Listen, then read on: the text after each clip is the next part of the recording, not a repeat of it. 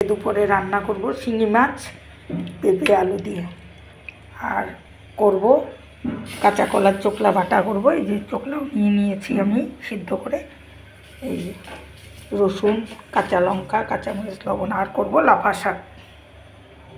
আমি কাঁচা কলার চোকলায় বেটে নিচ্ছি, শাকও বসিয়ে দিচ্ছি। দিয়ে দিলাম কালো জিরা, দিয়ে দিলাম লাফা শাক, দিয়ে দিলাম হলুদ, দিয়ে দিলাম লবণ। এখন আমি মাছের ঝোল বানাবো, তার জন্য দিয়ে দিলাম কালো জিরা সবজি। আমার মাছও ভাজা হয়ে গেছে, এখন দিয়ে দিব হলুদ গুঁড়ো, দিয়ে দিলাম স্বাদ মতো লবণ। এই যে মাছ ভাজা হয়ে গেছে, দিয়ে দিব একটু আদা জিরা ধনে। এই যে হয়ে গেল আমার শিঙি মাছের ঝোল বাটা।